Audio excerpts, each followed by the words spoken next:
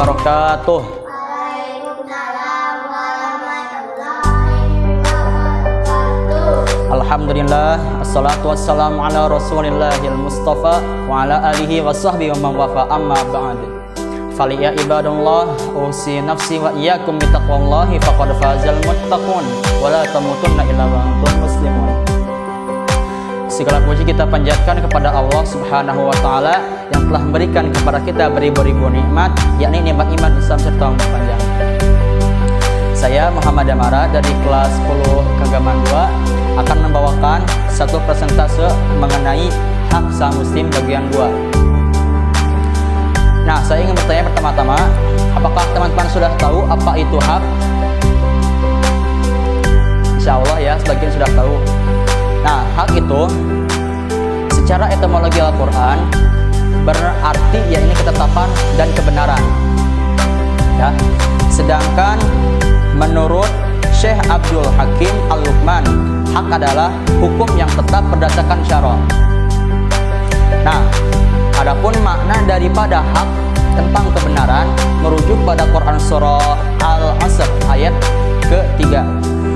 A'udzu billahi minasyaitonir rajim. Bismillahirrahmanirrahim. Innal ladzina amanu wa 'amilus shalihat wa tawassaw bil haqqi wa tawassaw bis sabr. Yang artinya, kecuali orang-orang yang beriman dan mengerjakan amal soleh serta saling menasihati untuk kebenaran, yakni hak, dan saling menasihati untuk kesabaran. Nah, dari ayat tadi bisa kita ketahui bahwa makna hak itu sangat luas sekali. Ya, bermakna kebenaran. Berarti segala sesuatu yang benar itu disebut dengan hak. Adapun yang dimaknai oleh Nabi Muhammad SAW mengenai hak seperti hak sang muslim, seperti memenuhi undangan, seperti menjawab salam, kemudian takziah, menjenguk orang sakit, itu sebetulnya hanya sebagian saja. Hanya sebagian contohnya, melainkan masih banyak hak-hak kita kepada sesama muslim yang lain. Apa contohnya? Yang hak itu berkata baik, itu hak. Jelas di hadis, "Man kana yu'minu billahi wal yaumil akhir falyakun khairan aw liyaskut." Siapa yang beriman kepada Allah dan hari akhir, maka jika dia ingin berkata, jika tidak bisa berkata yang baik, maka yang baik dia. Jelas sekali bahwa hak kita kepada saudara kita, yakni harus berkata sesuatu yang benar, yang baik. Jika tidak bisa, maka diam. Itu kata Nabi.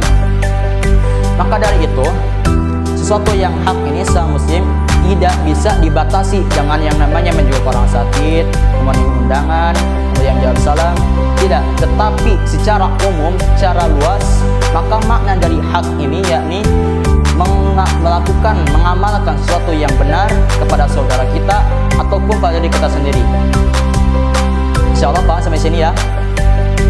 Ya, insya Allah. Nah, pertanyaannya, bagaimanakah cara menunaikan hak atau kewajiban itu? Maka yang pertama yakni niatkan tulus ikhlas karena Allah dalam menunaikan hak itu. Kenapa saya tempatkan niat ini di pertama? Dikarenakan hadis Nabi Muhammad SAW, bahkan di hadis surat Al-Bukhari di hadis pertamanya, Imam Al-Bukhari menempatkan hadisnya di hadis yang pertama. Innamal a'malu binniyat wa innamal likulli imri'in ma nawa. Kata Nabi, segala amal, segala pekerjaan itu tergantung pada niatnya. Maka niatkanlah dalam menunaikan sebuah hak itu karena Allah Subhanahu wa taala, bukan karena ingin disebut dia seorang alim, dia seorang yang soleh dan sebagainya. Dan yang kedua, tunaikan dahulu 6 hak pokok yang ada dalam hadis seperti memenuhi undangan, takziah dan sebagainya itu. Karena ini yang paling dianjurkan oleh Nabi Muhammad SAW. Mereka yang lain-lainnya akan mengikuti. Jika 6 pokok tadi, 6 yang kewajiban sama muslim itu kita bisa melaksanakannya, maka yang lain-lainnya itu akan gampang untuk kita laksanakan. Insya Allah paham sampai sini ya.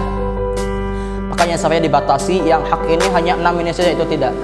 Itu sebuah kesalahan yang sangat besar sekali.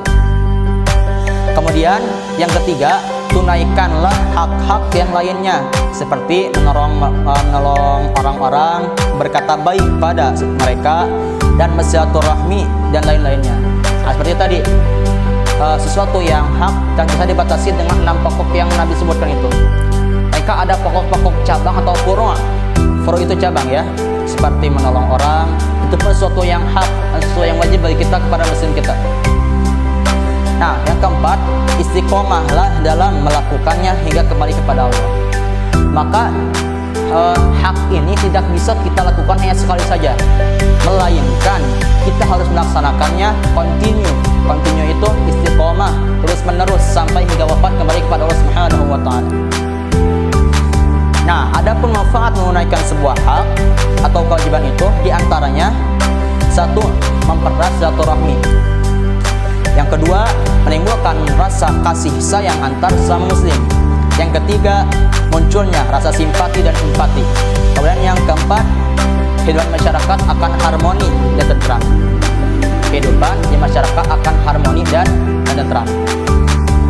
Nah, sudah jelas, jika ada seseorang, bahkan masyarakatnya di suatu desa atau kampung, menunaikan haknya, kewajibannya dengan sebaik-baiknya, maka sudah pasti masyarakat itu akan harmoni dan akan aman kehidupannya. Kemudian, apa akibat tidak menunaikan hak dan kewajiban? Nah, akibatnya yang pertama, renggangnya bahkan penyebab putusnya tali silaturahmi. Itu yang pertama. Yang kedua, penyebab terjadinya banyak konflik. Kan tidak terbayang oleh Anda misalnya, oleh kita semua bahkan, kan ada orang-orang yang karena kata-kata sesaudaranya bisa terjadi perpecah belahan, konflik. Bahkan bukan hanya antar sesama, bahkan hanya bisa juga antar masyarakat di antar kampung dan sebagainya. Yang ketiga, kehidupan masyarakat menjadi tidak harmonis dan tidak tentram. Ini sudah pasti. Kan ada yang konflik tadi, adanya permasalahan-permasalahan di masyarakat tadi. Maka perlu kita introspeksi diri, bermuhasabah untuk memperbaiki ini semua. Kemudian D, timbulnya perpecahan. Nah, perpecahan ya. Nah, dia berbicara mengenai hak sesama muslim tadi, tentang takziah, kemudian memenuhi undangan. Nah, tentang memenuhi undangan, bahkan para ulama, jika Anda sedang berpuasa sunnah misalnya, tiba-tiba saat waktu puasa sunnah itu Anda harus memenuhi undangan. Bukankah lebih baik untuk makan di saat diundang orang lain? Maka kata para ulama, jika Anda sedang berpuasa pun, maka wajib Anda makan makanan yang ada saat Anda undangan itu. Karena apa? Karena undangan itu wajib hukumnya. Tapi jika puasa sunnah, sunnah hukumnya. Maka yang sunnah ini gugur, yang wajib ini yang harus diutamakan. Nah, kemudian takziah. Takziah ini mengantarkan atau mengiringi jenazah saudara kita hingga ke liang lahatnya. Teman-teman sekalian, jika kita betul-betul mencintai saudara kita, maka sudah pasti kita akan senantiasa cinta kepadanya, bahkan hingga ia wafat sekalipun. Maka tidak ada seorang teman yang saat hidupnya temannya itu baik, tapi saat meninggal dia melupakan temannya, itu tidak ada. Tetapi yang ada, hidup pun dia baik pada temannya, bahkan mati pun dia selalu mendoakannya. Demikian.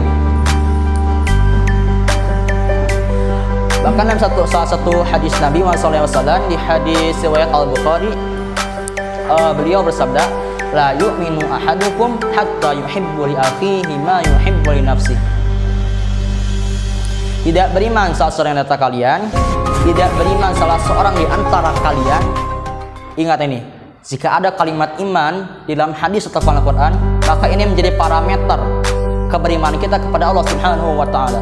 Kata Nabi, tidak beriman salah satu di antara kalian sebelum kalian mencintai saudara kalian sebagaimana kalian mencintai diri kalian sendiri.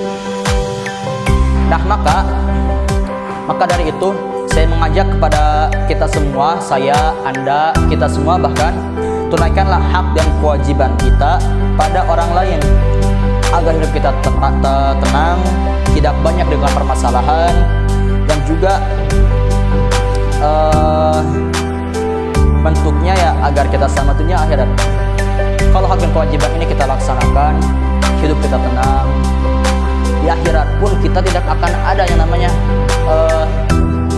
tuntutan-tuntutan yang mungkin akan datang kepada kita.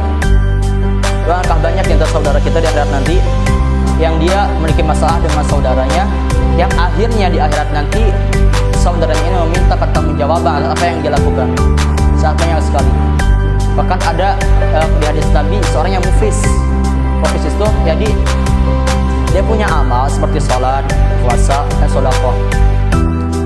Tiba-tiba dia zalim kepada orang lain, misalnya mencaci maki dia, maka sholatnya diambil kepada dia.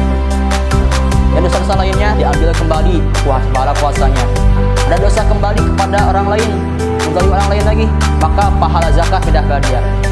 Maka jika semua amalnya sudah habis untuk membayar tadi hal-hal zalim kepada saudaranya, maka dipindahkanlah dosa orang-orang yang dia zalim itu kepada dirinya, dan dipastikan masuk neraka lah dia, kepada neraka yang sangat-sangat pedih rasanya.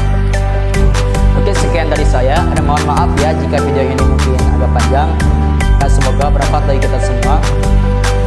Dan saya mengajak kepada kalian semua, ayo kita muhasabah, kita perbaiki diri kita. Dan ingat, kita ini hidup tidak akan lama di dunia, tidak akan lama. Mungkin hanya 10 tahun, mungkin ada yang 70 tahun, tidak lama teman-teman sekalian.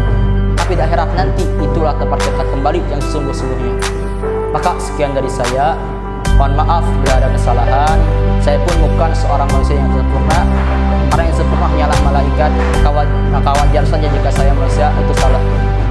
Billahi taufiq wal hidayah. Assalamualaikum warahmatullahi wabarakatuh.